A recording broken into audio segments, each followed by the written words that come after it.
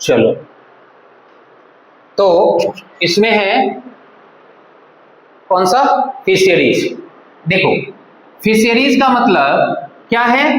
Catching, processing and selling of fish and other aquatic animal. ठीक है, मतलब fisheries का मतलब क्या है कि मछली को पकड़ना, उसे प्रोसेस करना और फिर सेल करना। ठीक है, इसमें मछली ही नहीं, जो अदर एक्वेटिक एनिमल है वो भी शामिल है। ठीक है, लोग केवल मछली ही तो नहीं खाते हैं, जलीय जीव में केवल मछली ही खाते हैं, और भी बहुत सारी चीजें खाते हैं, है ना। अब ये बात जो शाकाहारी है उसको नहीं पता, वेजिटेरियन को नहीं पता, पता भी हो सकता है, ऐसा जरूरी नहीं है ना। पता रखने में क्या जाता है, पता रखने से वो थोड़ी नॉन वेजिटेरियन बन जाएगा, है ना। तो पता तो रखना ही चाहिए। तो इसमें हम कैचिंग, प्रोसेसिंग और selling of fish and other aquatic animals इसको शामिल करते हैं। ठीक है, फिर हम आ जाते हैं सेकेंड पॉइंट पे कि important points related to fisheries. तो फिशिंग कम्युनिटी जो है ये वाटर को एज अ मदर ट्रीट करता है। मदर का मतलब प्रोवाइडर, मदर का मतलब क्या? प्रोवाइडर। यानी इसको लाइवलीहुड चलाने के लिए जो इसका सबसे मेन सोर्स है वो क्या है? वाटर। इसलिए फिशिंग कम्युनिटी वाटर को एज अ मदर ट्रीट करता है। ठीक है, क्योंकि इसके लिए ये क्या है? वाटर क्या है फिशिंग कम्युनिटी के लिए? जीवन यापन करने का, यानी सब्सिस्टेंस चलाने का एक सोर्स है, एक जरिया है। ठीक है, उसके बाद है जो वॉल्यूम ऑफ फिश प्रोडक्शन है इंडिया के अंदर, वो इनलैंड सोर्स से तकरीबन कितना है? इनलैंड सोर्स में क्या सब, जैसे रिवर, पॉन्ड, लेक, स्ट्रीम्स, ये सब क्या है? Inland source. इससे कितना परसेंट मछली पकड़ा जाता है? 65%। ठीक है, भारत के अंदर। और जो मरीन सोर्स है, यानी जो ओशियन, सी, इनसे कितना पकड़ा जाता है? 35%, है ना। ये फिशिंग वॉल्यूम है। फिर है share of fishing in GDP. तो जीडीपी में हमारे यहाँ इंडिया के अंदर 0.9% फिशिंग का क्या है? शेयर है। ठीक है, उसके बाद जो मेजर फिशिंग स्टेट्स है वो कौन कौन सा है? वो है वेस्ट बंगाल, जितने भी कोस्टल स्टेट है, वेस्ट बंगाल, है ना। ये देखो, ये सब के सब कोस्टल स्टेट में, इंडिया के अंदर ये सब के सब किसमें आ जाएगा? ये सब के सब आएगा कोस्टल, वेस्ट बंगाल, है ना। उसके बाद केरला यहां पर आ जाएगा, है ना। उसके बाद तुम्हारा गुजरात यहां पर आ गया। ठीक है, उसके बाद महाराष्ट्र यहां आ गया। ठीक है, उसके बाद आंध्र प्रदेश यहां आ गया। उसके बाद तमिलनाडु यहां नीचे। ठीक है, ये जितने सारे कोस्टल, ये सब कोस्टल स्टेट है ना। ये सारे के सारे क्या है? कोस्टल स्टेट है। तो जितने भी कोस्टल स्टेट है यहीं पर, यही मेजर फिशिंग स्टेट्स होगा। ठीक है, मेजर फिशिंग स्टेट्स यही सब होगा। अब हम यहाँ पर ये नहीं कहेंगे कि Madhya Pradesh major fishing states है ना। मध्य प्रदेश में कौन सा समुद्र है? उत्तर प्रदेश में है। तो हम ये नहीं कह सकते कि मतलब ये सब मेजर फिशिंग स्टेट्स है। मेजर फिशिंग स्टेट्स कौन सा होगा? जो कोस्टल एरिया में है ना, जहां पर मछली पकड़ने के बहुत बेहतर समुद्र है, वहां पर ओशियन है, सी है। उसके बाद हम देखते हैं विमेन पार्टिसिपेशन इन फिशिंग। तो अगर हम देखें, देखो एक्टिवली विमेन पार्टिसिपेट नहीं करती कभी फिश कैचिंग करने में, जो फिशिंग करने में एक्टिव फॉर्म में विमेन का पार्टिसिपेशन ना के बराबर है, नॉमिनल है। लेकिन मार्केटिंग के टाइम पे विमेन का पार्टिसिपेशन बहुत ज्यादा। आप लोकल फिश मार्केट में भी जाओगे, वहां पर देखोगे ज्यादातर महिलाएं ही उसको सेल करती है ना। ज्यादातर देखोगे वहां पर महिलाएं बैठी होती है और वही सेल कर रही होती है। तो एक्सपोर्ट मार्केट के अंदर महिलाओं का जो फीमेल पार्टिसिपेशन रेट है वो कितना परसेंट है? 60, और रेस्ट 40% इंटरनल मार्केट में। ठीक है, एक्सपोर्ट मार्केट में 60% महिलाओं का पार्टिसिपेशन है ना, जबकि इंटरनल मार्केट में 40% महिलाओं का पार्टिसिपेशन है। ठीक है, इसके बाद अगर हम देखें तो प्रॉब्लम क्या है फिशिंग कम्युनिटी के अंदर, प्रॉब्लम क्या है, उनके पास क्या क्या प्रॉब्लम है? तो प्रॉब्लम है एक तो मैसिव अनएम्प्लॉयमेंट का, ये तो साल भर तो इनको एम्प्लॉयमेंट जनरेट नहीं होता है। क्यों? इस वजह से नहीं होता है क्योंकि ये लोग एक बार जाते हैं और 2-3 महीने के लिए ये पानी में ही रहते हैं, 1 महीने 2 महीने 3 महीने पानी में ही रहते हैं, है ना, पूरा मछली किया। और बीच में अगर जो रेनी सीजन है उसमें इनका जॉब क्या हो जाता है, बेसिकली जो मॉनसून वाला टाइम है जिसमें सुनामी वगैरह ज्यादा आने का डर रहता है, उस टाइम पे इनकी जॉब चली जाती है, ये समंदर में जा नहीं सकते, है ना। उस समय में एडमिनिस्ट्रेटिव रूप से बैन होता है कि आप समंदर में नहीं जा सकते क्योंकि सुनामी आता है तो उसमें दुर्घटना होने की चांसेस ज्यादा है। तो इसलिए, और इसके अलावा भी वैसे भी इसमें इतने लोग हैं तो अनएम्प्लॉयमेंट बहुत ज्यादा है। Low per capita earning, per capita earning यानी यहाँ पर पर्सन जो एवरेज अर्निंग है इस फील्ड में वो बहुत कम है। ये आपको यहां से पता चल जाएगा, कहां से, कि जीडीपी में इसका कंट्रीब्यूशन कितना है, 0.9%। ठीक है। Absence of mobility of workers to other sector, इसमें एक ये भी प्रॉब्लम है कि यहाँ के वर्कर्स अदर सेक्टर में मूव या मोबिलाइज नहीं कर पाते। ठीक है, जो फिशिंग कम्युनिटी है वो दूसरे सेक्टर में मोबिलाइज नहीं कर पाता, और हाई लिटरेसी एंड इंडेप्टनेस, है ना, ये बहुत ज्यादा है यहाँ पर। ठीक है, तो ये तो हो गया तुम्हारा बेसिक। इसके बाद भारत के अंदर, इधर आ जाओ, भारत के अंदर ब्लू रिवॉल्यूशन ये स्टार्ट किया गया कब, 1985 टू 1990 में। ठीक है, ब्लू रेवोल्यूशन को नील क्रांति मिशन भी कहा जाता है ना। इसका मेन ऑब्जेक्टिव क्या था, तो develop, manage and promote fisheries to double the income of fishing community, है ना। इसका मेन जो ऑब्जेक्टिव है वो है एक ऐसे सिस्टम को डेवलप करना, इसको इस तरीके से मैनेज करना और प्रमोट करना ताकि फिशरीज के अंदर इस तरीके से मैनेज, डेवलप और प्रमोट करना ताकि यहाँ जो लोग इन्वॉल्व हैं उसका इनकम क्या हो जाए, डबल हो जाए, है ना। जैसे हमने देखा कि डेयरी के अंदर व्हाइट रेवोल्यूशन आया, है ना। उसके बाद हमने देखा कि एग्रीकल्चर के अंदर ग्रीन रेवोल्यूशन आया, है ना। वैसे ही यहां पर कौन सा रेवोल्यूशन, फिर हमने देखा कि एग प्रोडक्शन के अंदर सिल्वर रेवोल्यूशन लाया गया, है ना। तो इस तरीके से इसके अंदर ब्लू रेवोल्यूशन या नील क्रांति मिशन लाया गया। ठीक है, अब इसके फादर कौन है, हीरालाल चौधरी। ठीक है, ये फादर है। तो ब्लू रेवोल्यूशन अगर आपसे पूछा जाएगा कि किससे रिलेटेड है, या नील क्रांति मिशन किससे रिलेटेड है, तो फिशरीज से रिलेटेड है। इसके फादर कौन है, हीरालाल, ये तो किसी को याद रहेगा, हीरालाल पन्नालाल, ये वाला, है ना। तो हीरालाल चौधरी। ठीक है, ये कब स्टार्ट किया गया, 1985 से 1990 तक। ठीक है, तो ये ऑल अबाउट फिशरीज है इंडिया के अंदर। ठीक है, तो ये पूरा का पूरा फिशरीज से रिलेटेड है। अब इसके बाद जो है वो है हॉर्टिकल्चर, है ना। तो सबसे पहले इसको हटाएंगे।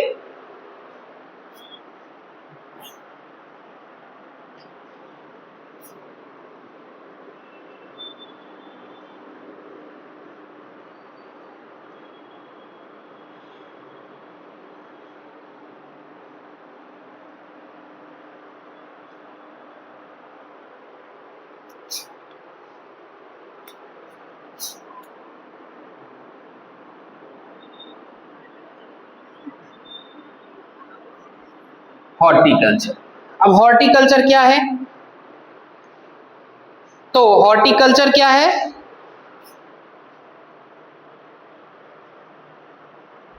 refers to the science and art of cultivating fruits, vegetable, tuber crops, flowers, medicine and aromatic plants, species and plantation crops, है ना। Cultivation of fruits,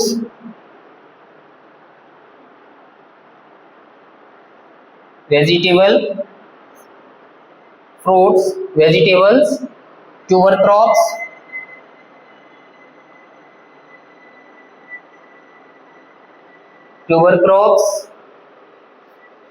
flowers,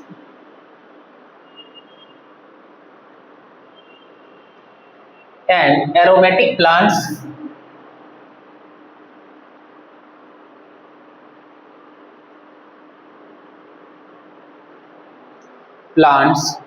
spices, and plantation crops.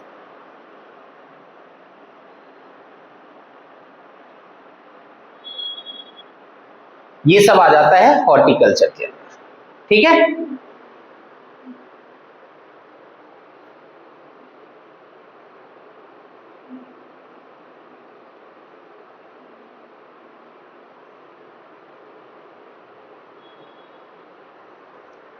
इसके बाद दो चीज और लिखेंगे। सबसे पहला, horticulture reduce the unemployment in agriculture,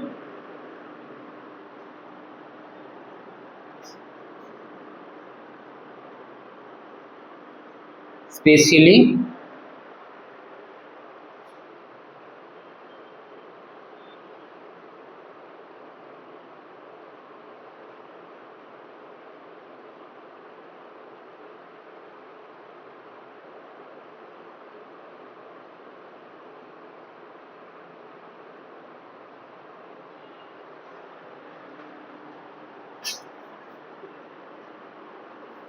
disguised unemployment।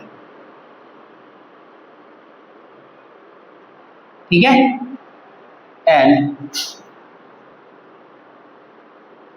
Seasonal unemployment. दूसरा,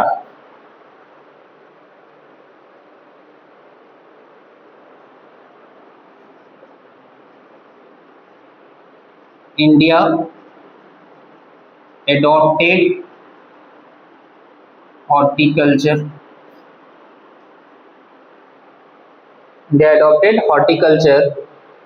as it blessed with as it has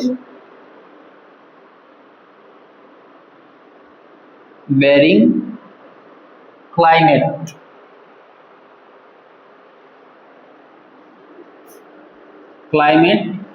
and soil condition। ठीक है,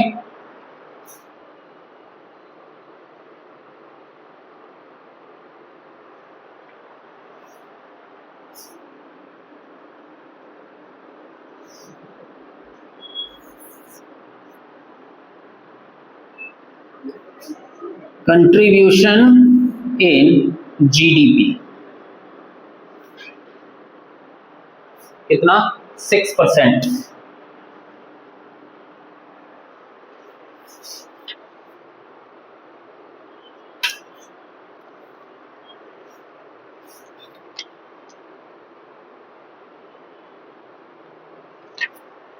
ये कितना होता है, 1/3 of the value of agriculture.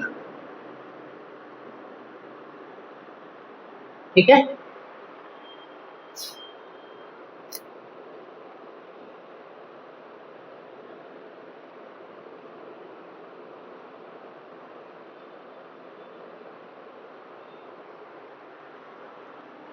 दूसरा,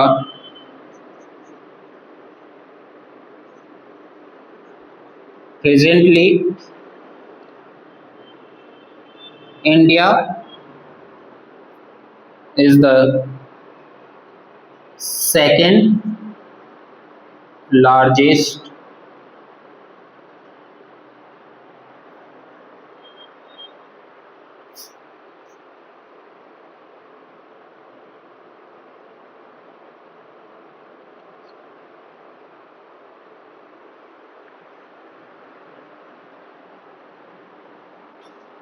produce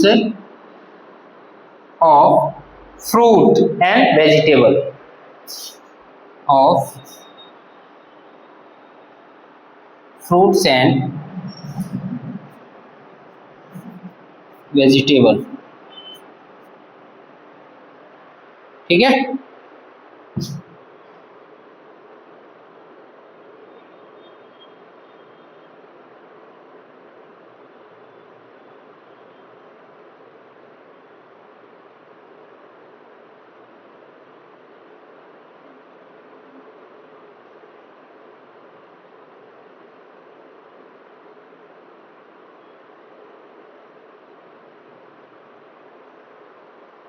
great scope for women,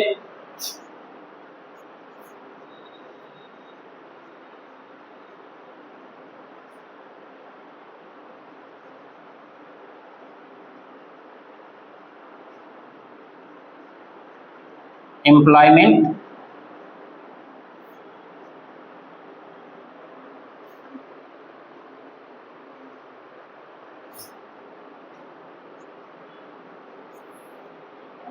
improvement of economic condition of farmer,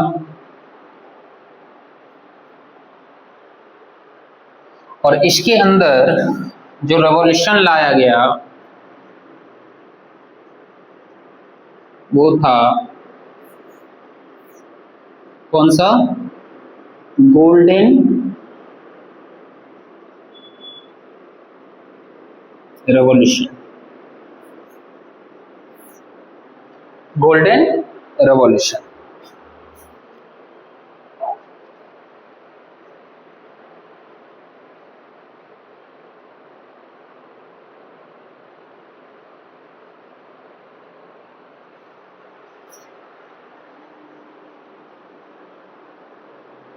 Period of 1991 to 2003 is known as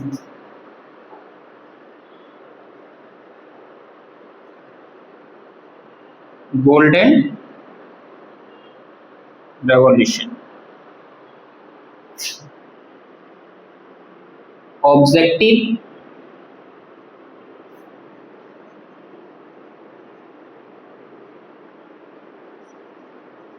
large production of horticulture product। ठीक है,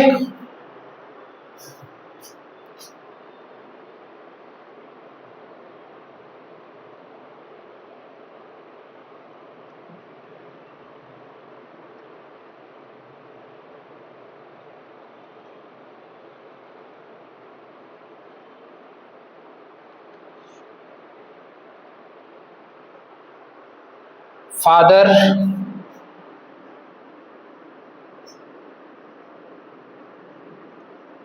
नीर पग तू तेज। ठीक है, ये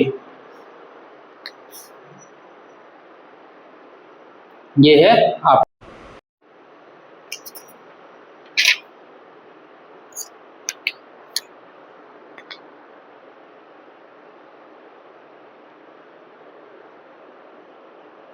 गोल्डन रेवोल्यूशन।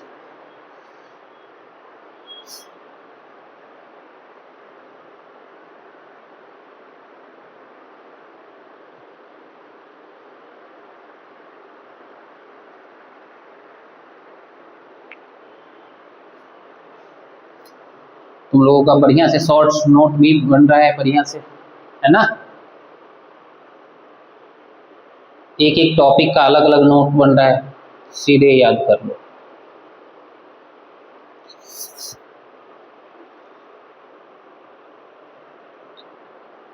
ये सुबह सुबह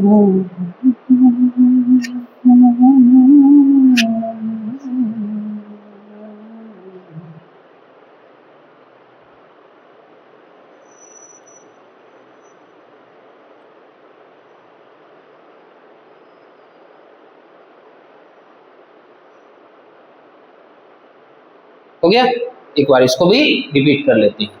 तो यहाँ है हॉर्टिकल्चर।